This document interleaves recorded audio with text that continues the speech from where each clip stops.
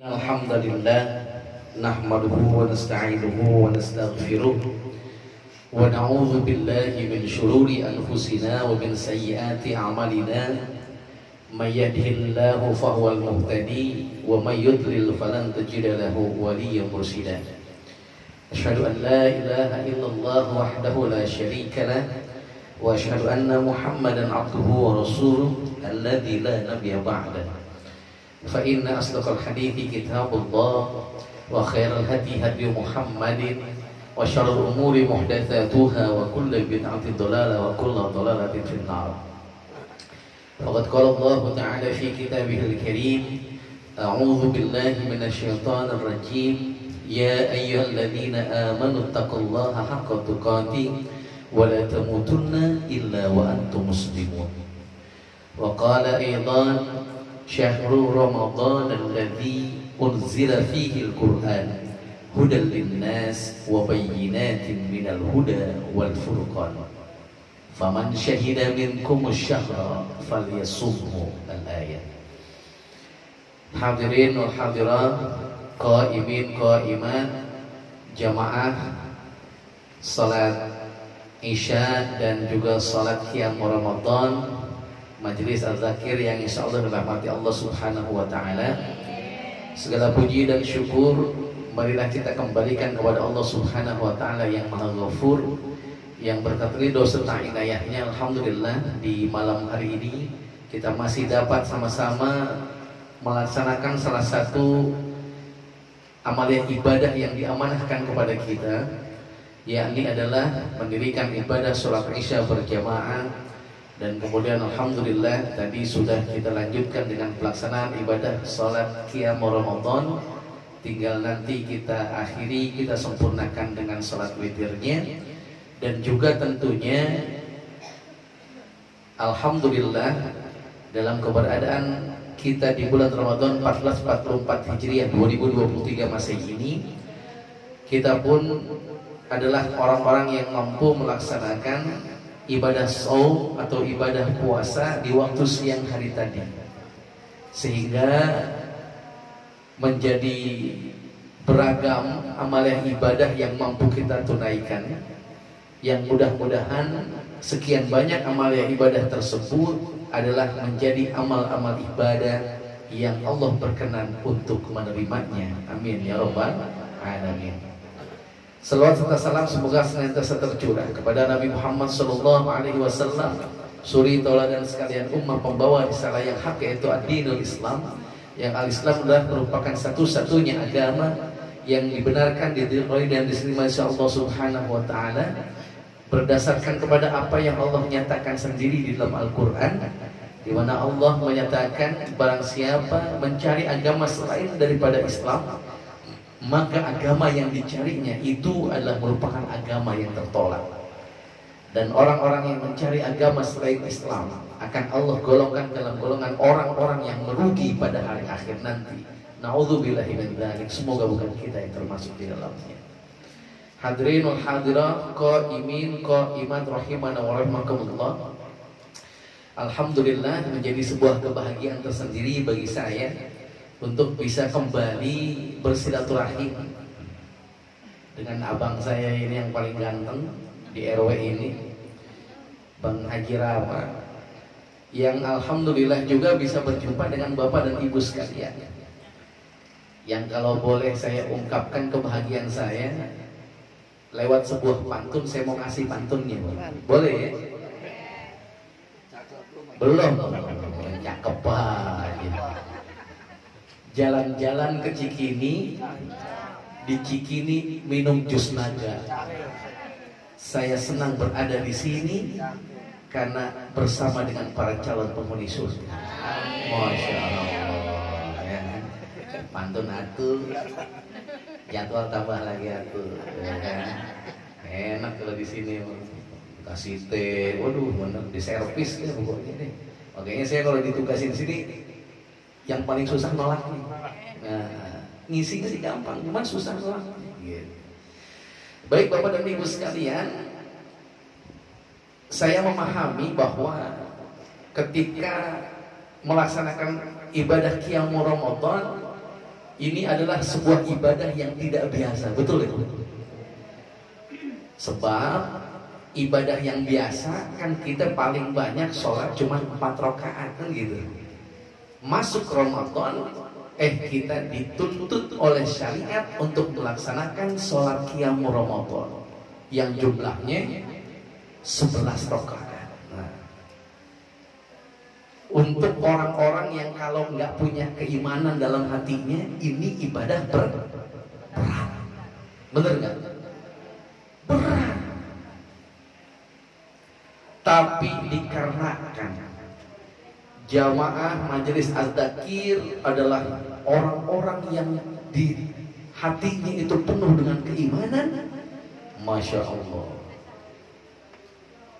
jangankan 11 rakaat, sholat sampai subuh aja insya Allah siap. Yang di belakang ngomong kagak juga Ustaz, saya rasa belum kita makan, ayam geprek belum dimakan. Wah, kolak masih ada. Enggak, ibarat kate, kalau kata orang Betawi kan ibarat kate. Saking orang-orang di Majelis Al-Zakir ini bersemangat untuk yang kemudian dikarenakan hal ini, maka insya Allah materi yang ingin saya sajikan itu materi yang ringan-ringan saja, materi yang enteng-enteng aja, karena entar sholatnya berat. Ya, materinya dientengin gitu ya. Materi yang ringan yang ingin sobat sajikan ini saya coba ambil inspirasinya dari salah satu permainan yang beberapa waktu belakangan itu digemari oleh anak-anak. Tahu Bang Haji Rama ikutan main PKG gitu. Ya. Bentuknya ada 2 bulatan disatuin pakai 1 benang. Apa itu namanya Bu? Mamanya juga tak tahu lato-lato. Dek, apa mainannya namanya? Enggak tahu. Mainannya itu betul Bu, namanya lato-lato. Ustadz ngapain bahas lato-lato bulan Ramadan kan gitu ya? Ada kaitannya. Kalau Ustadz mau bisa aja ya, nggak ngait-ngaitin sesuatu ya. Ngaji, muridnya Bang Haji ya begini model. Ada kaitannya. Yang ini ingin saya coba sampaikan. Lato-lato adalah terdiri dari 4 huruf yang diulang, betul? Ada huruf L pertama, A pertama, T pertama, sama O pertama. Kemudian ada LATO yang kedua. LATO yang pertama saya sampaikan sekarang. LATO yang kedua, episode yang kedua. Ya kan? Nah, sampaikan semuanya sekarang, bahan saya habis. Ya, Ustaz mesti pinter-pinter. Ya, pinter-pinter. LATO yang pertama kita akan bahas. Yang ini ada kaitannya dengan Ramadan. Yang kalau saya boleh coba sebutkan bahwa Ramadan itu adalah bulan ibadah yang erat kaitannya dengan ilmu. Ntar kita coba pahami lewat LATO yang pertama. Kita coba perhatikan L yang pertama. L yang pertama itu apa sih? L yang pertama itu adalah lahir batin. Mari kita sucikan dan kita hiasi dengan keimanan. Ya kan? Terus A-nya apa? Al-Quran. Yuk kita pelajarin, kita baca, kita amalin. Niscaya Allah bakal mendekati kita. Kemudian T adalah teladani Rasulullah. Insya Allah ibadah kita akan menjadi ibadah yang terbaik sepanjang masa. Yang keempat O, apaan O? Obati hati dengan menghindarkan diri dari penyakit-penyakit hati. Udah saya bacain LATO, jadi kita cukupkan saja kultum kita sampai di sini. Ya begitu doang Ustaz. Ya kagak, belum dibahas. Saya bahas ya. Kita coba cermati L sebagai sebuah pesan tentang Ramadan. Apa itu? L lahir batin, mari kita sucikan diri dan hiasi diri dengan keimanan. Berkaitan dengan masalah ini masalah adalah sesuatu hal yang merupakan fundamental, sesuatu hal yang mendasar, yang melandasi pelaksanaan berbagai macam ibadah yang kaitannya dengan Ramadan. Tahu dari mana Ustaz? Coba perhatiin.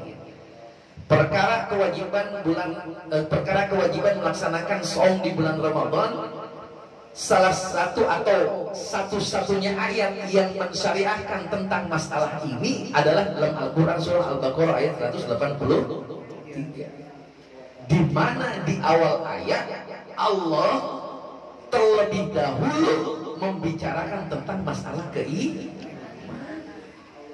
Itulah mengapa awal ayatnya Allah nyatakan a'udzubillahi minasyaitonirrajim, ya ayyuhalladzina, wahai orang-orang yang sebelum Allah ngobrolin masalah perintah melaksanakan shaum dengan kalimat kutiba alaikumusiyam itu, Allah terlebih dahulu membuka ayat ini dengan membicarakan masalah wahai orang-orang yang Pertanyaannya kenapa itu Ustaz?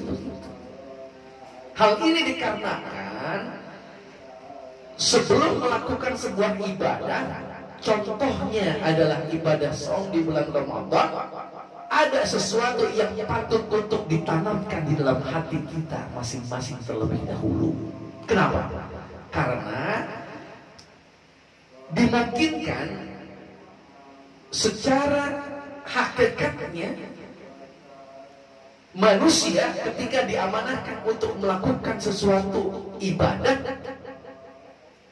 secara manusiawi pasti akan merasakan berat. Buktinya apa ya? Coba, ada yang pernah tahu tentang sejarah disyariatkannya sholat 5 waktu? Awalnya dapat kita kewajiban berapa? Banyak. Ada yang meriwayatkan ada 50 rakaat di awal. Kemudian Nabi Muhammad SAW ketemu dengan Nabi Musa. Nabi Musa bilang jangan 50, umat ente nggak bakal sanggup, tawar sama. Terus begitu bolak-balik, akhirnya sampai 5 waktu. Yang ini kemudian menunjukkan memang secara manusiawi, manusia itu ketika diamanahkan sesuatu amalan untuk bisa dilaksanakan, awalnya merasa akan menjadi ringan ketika sudah memiliki fondasi yang kuat. Apa fondasinya? Iman. Semua ibadah dunia termasuk saum di bulan Ramadan. Makanya di awal Allah nyatakan ya ayyuhalladzina, wahai orang-orang yang beriman. Allah nggak nyatain ya ayyuhan nas, wahai sekalian manusia. Kenapa demikian? Karena Allah paham enggak semua manusia bisa akan merasa ringan ketika diamanahkan sebuah ibadah. Cuma manusia pilihan, yaitu adalah manusia yang bisa menghiasi dirinya dengan keimanan. Makanya kita udah masuk Ramadan berapa hari nih? 4 hari. Di antara kita ada yang sudah melaksanakan saum selama 4 hari. Saya yakinnya ketika itu mampu dilaksanakan, itu pertanda sudah ada fondasi keimanan yang kuat dalam hati. Dan saya yakin pasti jamaah majelis zakir masih belum ada yang bolong nih puasanya, bener gak? Iya dong, puasa belum bolong, tapi nggak tahu kalau kantongnya. Kantongnya gue lagi. Ya dikit-dikit udah sih bolong, dikit-dikit ya. Insya Allah kalau ada Pak Haji ditambah ntar kantongnya ya, Insya Allah. Bismillah, kita doain biar sehat ya kan, murah rezekinya gitu kan ya, tambah ganteng, tambah nggak usah pengen ngomong ada ibunya, anda mau ngomongin yang lain gitu, ntar berduanya ngomongin ada yang nambah apa gitu kan gitu, nggak berani anda ngomong, nah gitu ya kan. Nah itu L. Sekarang kita beralih ke A. Apa itu A?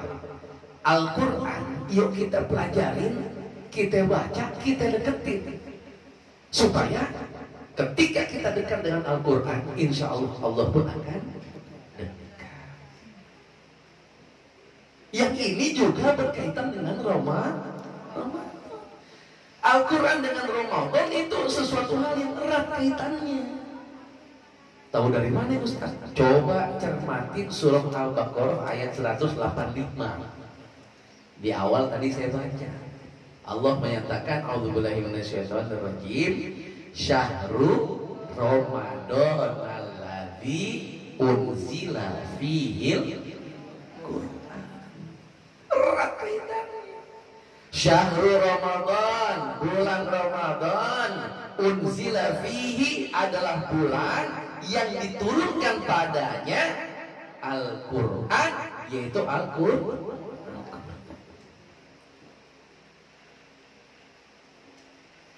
Erat kaitannya antara Ramadan dengan Al-Quran. Apa salah satu keterkaitannya? Salah satu keterkaitannya adalah Al-Quran adalah kumpulan dari firman-firman Allah Subhanahu wa Ta'ala. Allah Subhanahu wa Ta'ala adalah zat yang suci, yang maha suci. Kemudian firman-firmannya pun adalah sesuatu hal yang suci. Maka harus diturunkan di waktu dan saat yang suci pula. Benar kan? Dan menurut pandangan Allah, di antara 12 bulan yang ada, Ramadan adalah bulan yang suci. Jadi erat nih Quran sama Ramadan, yang suci dengan yang suci pula. Kalau manusia yang ganteng sama yang cantik kan begitu ya. Kita lihat Bang Haji kan, Bang Haji yang ganteng, istrinya paling cakep kata Bang Haji. Tapi kata-katanya juga insya Allah kadang-kadang kalau ngomong gitu nggak pulang gitu, motor bannya bisa kempes urusannya ya kan. Nah, yang suci sama yang suci pula, Quran sama Ramadan.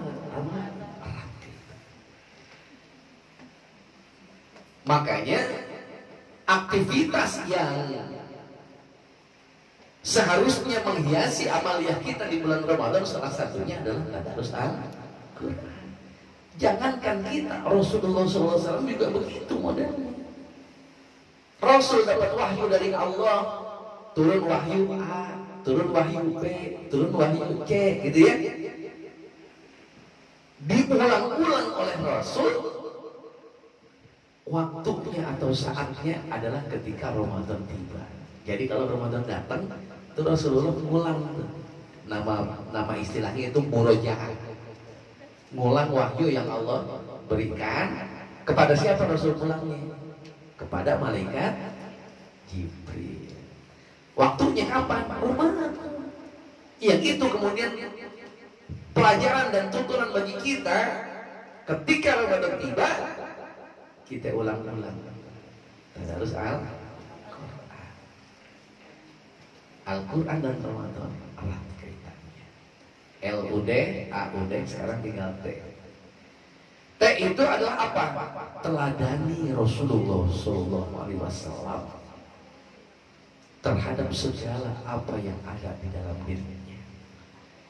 Dalam diri Rasulullah SAW banyak sekali keteladanan dari berbagai macam aspek.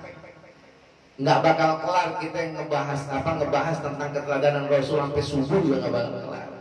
Nah, salah satu aja yang saya mau coba sajikan yaitu adalah keteladanan Rasulullah SAW ya terkait dengan masalah ilmu.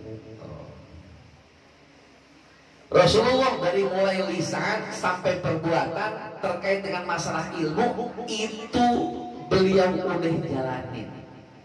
Dikarenakan beliau adalah teladan kita, seyogyanya kita mengikuti apa yang beliau contohkan tentang masalah ilmu. Yang kaitannya dengan lisan, Rasulullah SAW banyak sekali membicarakan atau memberikan arahan buat kita selaku umatnya terkait dengan masalah ilmu, diantaranya tholabul ilmi fardhatun ala kulli muslimin. Nuntut ilmu itu wajib bagi orang yang mengaku muslim. Saya mengaku muslim, Bang Haji mengaku muslim, kita semua yang ada di mengaku muslim. Kalau kita semua mengaku muslim, maka wajib yang namanya nuntut ilmu. Tidak hanya lisan, Rasulullah SAW juga memang melaksanakan itu.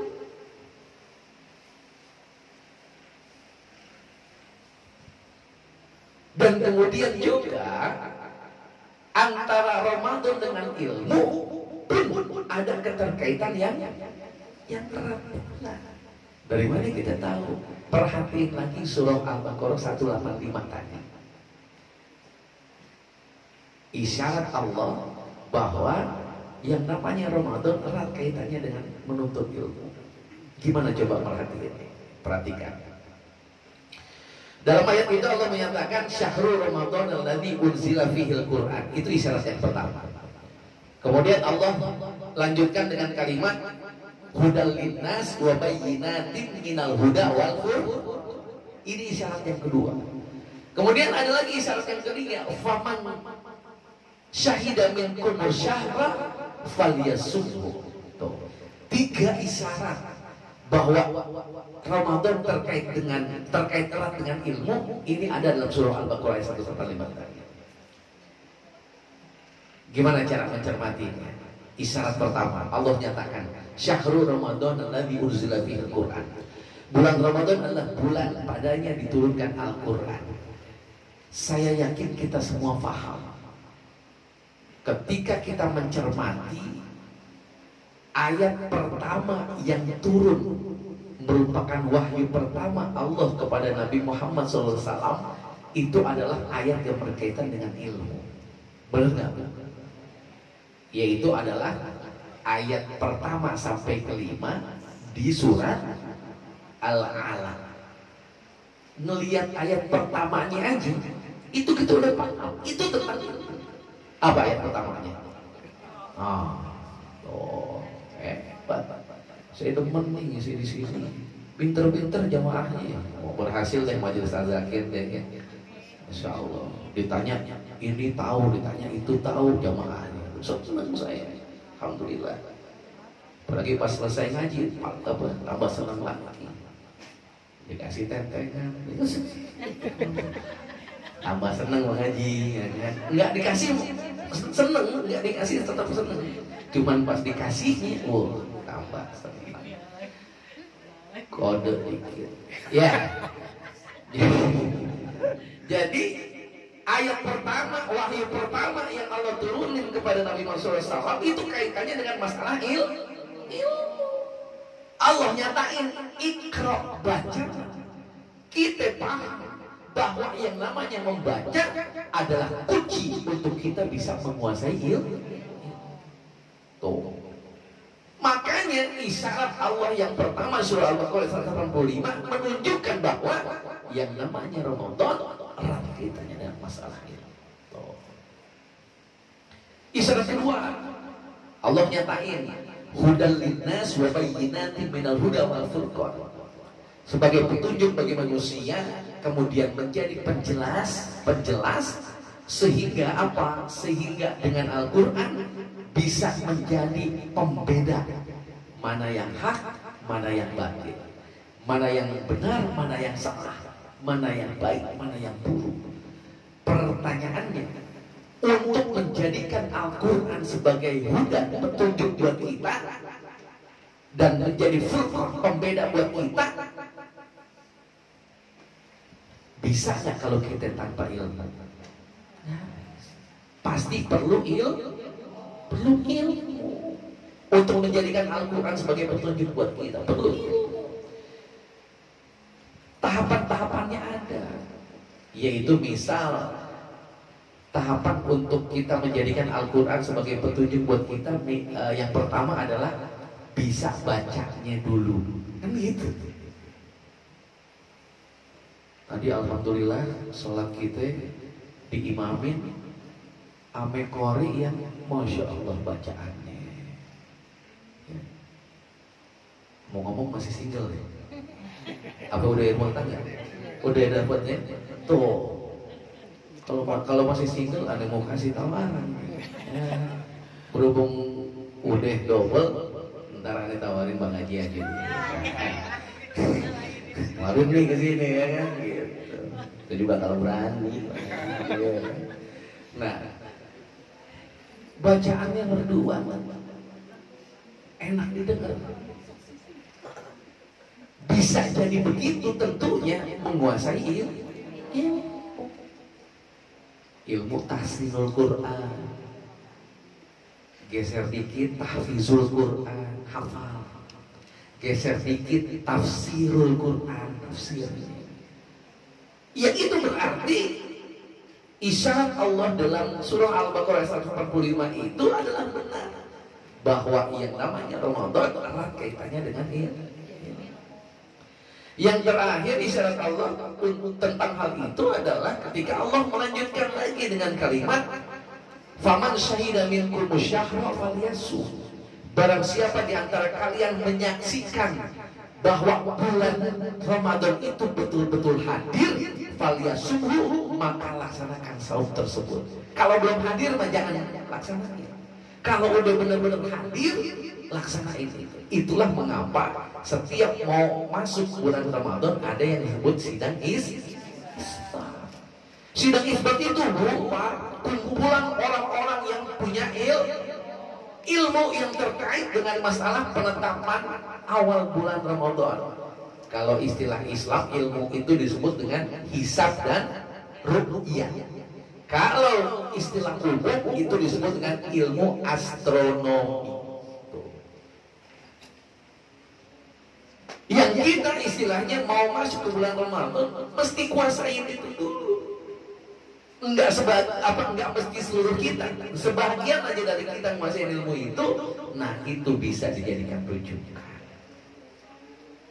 Berarti erat bu Ramadan kaitannya dengan ini.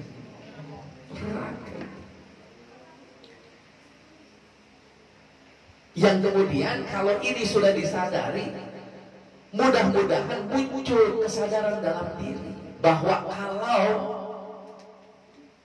satu bulan Ramadan ada tempat-tempat yang mengadakan majelis-majelis ilmu, itu berarti memang sesuatu hal yang tepat adanya. Kalau di tempat masjid, musola atau majelis seperti ini menjelang pelaksanaan sholat tarawih ataupun menjelang pelaksanaan witir ini diselingi dengan kajian seperti ini, tausiah seperti ini, kuliah seperti ini, itu maksudnya justru mau mengimplementasikan bahwa Ramadan memang masih tetap harus kita jalani menuntut ilmu. Yang ini sesuai dengan pernyataan Rasulullah terkait dengan ilmu. Rasulullah memberikan kita 4 arahan.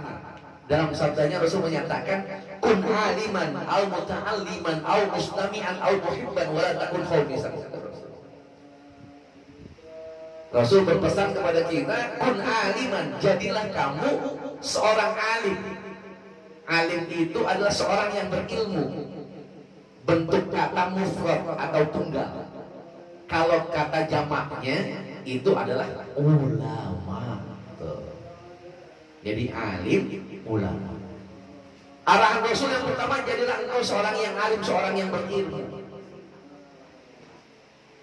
Kalau tidak bisa, nggak usah khawatir. Ada alternatif kedua, yaitu apa? Au muta'allim.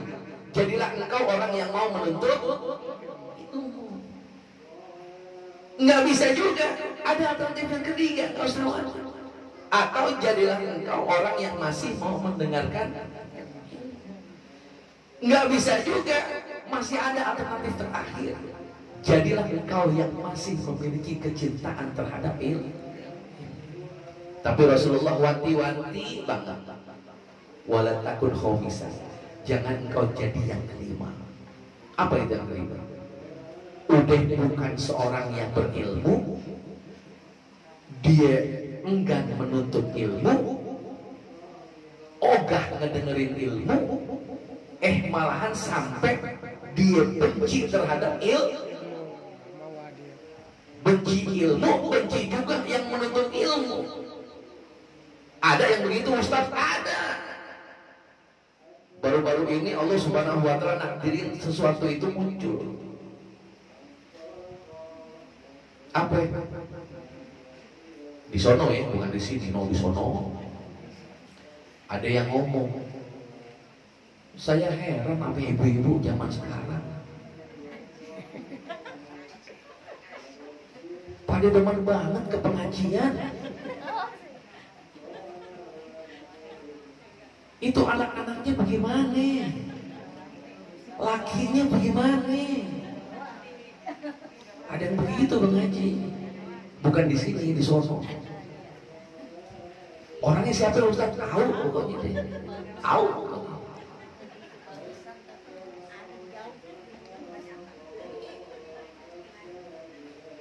Ibu-ibu